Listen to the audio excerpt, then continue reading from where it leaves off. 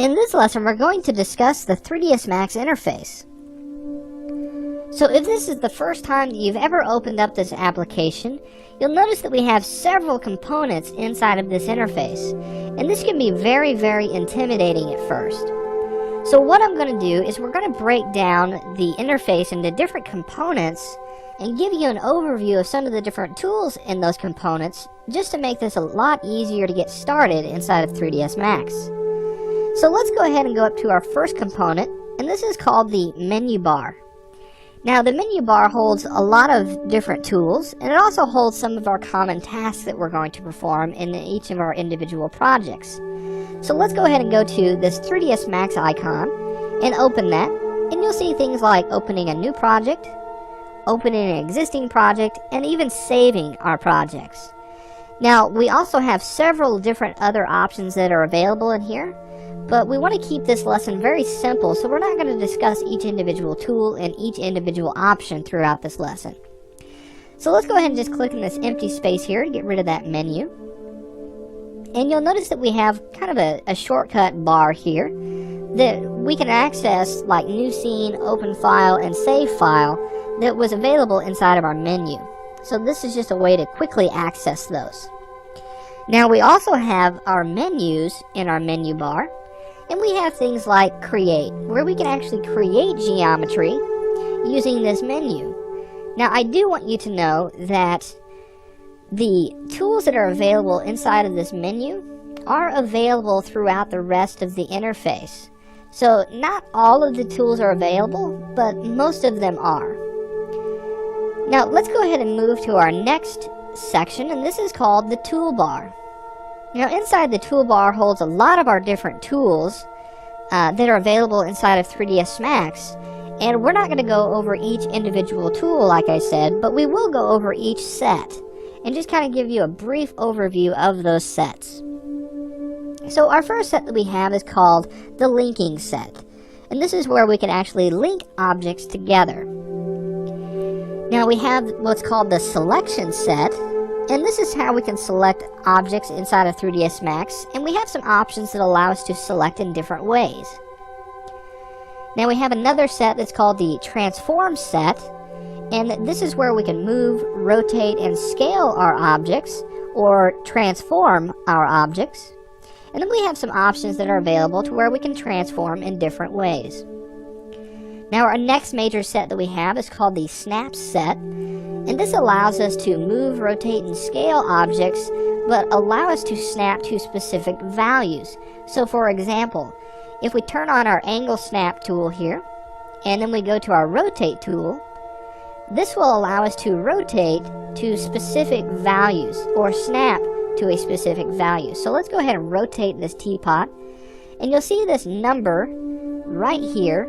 It's in yellow, it's kind of hard to see there, but you'll see that it's snapping every 5 degrees. So this will allow you to get exact angles. So let's say we wanted to snap this to 90 degrees exactly. We could just do that by using our angle snap toggle. So let's go ahead and turn that off, and let's go back to our select object here. And the next set that we want to talk about is called our alignment set. And we have things like mirror, where we can mirror an object on a specific axis, and we can actually align objects to other objects as well. Now we have a very powerful tool next, and this is called manage layers, and this allows us to manage our scenes and organize our scenes and keep them very nice and neat. Now we could do things like, if we had a cityscape or something like that, we could actually put buildings on one layer, we could put people on another layer, and we could put things like destruction and rubble on another layer as well. So that keeps things really nice and organized. Now our next set that we have is called graph editors, and this set is really useful with animation. So we'll discuss that in a later lesson in this course. Our next tool that we have is called the material editor, and this allows us to apply materials on top of objects inside of our scene. So in this case, I have an orange material that's been applied to this teapot, and we just access those and create those materials inside of our material editor. Now our final set that we have in our toolbar is called the render set. And this allows us to basically make images or videos out of our 3D scenes. So if I hit this quick render, this will bring up an image that has been rendered from our 3D scene. So let's go ahead and close this out. And the next section that we're going to talk about is called the ribbon. And inside the ribbon we have things like our graphite modeling tools, our freeform modeling tools, selection tools, and object paint tools. Now, we're not going to discuss these inside of this lesson or even in this course, but if you want to find some more information, you can actually access one of our free videos where we discuss the graphite modeling tools in 3ds Max, and then we also have using the freeform modeling tools inside of 3ds Max available as well. Now let's go ahead and move over to our far right side here, and this is actually called the command panel. And the command panel can be simply explained by folders, if you want to think of it that way.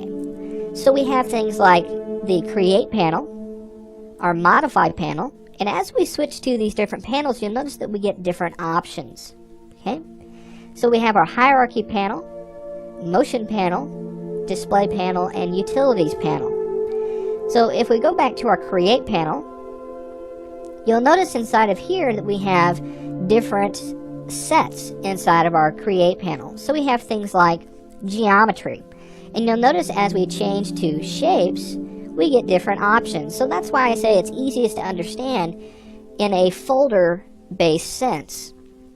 So if we have shapes, this is where we can create 2D objects, and we have lights where we can create lights, cameras, helpers, space warps, and systems. Now, as we go through these options change, but you'll notice that we have a drop-down box that is available in each one of these as well. And we can actually change our options, or what's in our section here, by going to a different section in our drop-down box. So for example, our standard primitives, we have box, sphere, and cylinder. And if we go to extended primitives, we have things like header, chamfer box, and oil tank. So like I said, it's really easy to understand the command panel if you think of it as folders. Okay? Now, throughout this course, we're going to be discussing some of the different options in the create panel and the modify panel.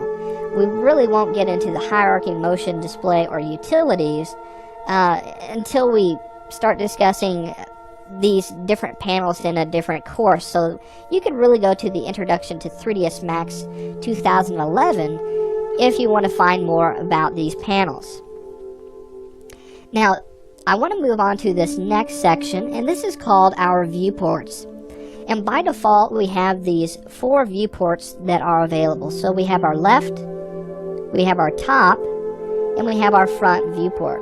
Now we also have our perspective, and you'll notice that this one looks a little bit different than the rest.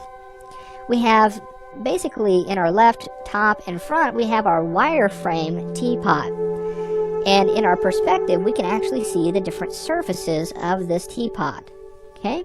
And that's simply because we are in a wireframe mode in these different viewports. So you can see wireframe labeled here, and then we have realistic labeled in our perspective.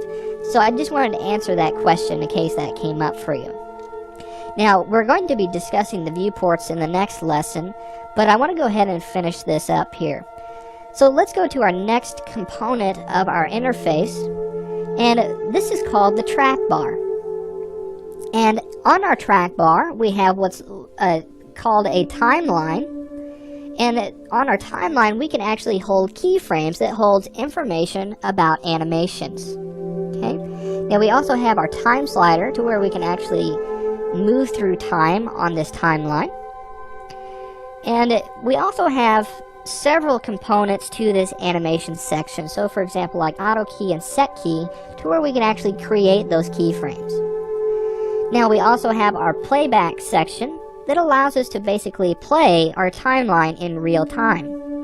Okay, so let's just move that back to 0. And the final section that we have available on our interface is called the viewport navigation tools. And this allows us to navigate throughout our viewports inside of 3ds Max.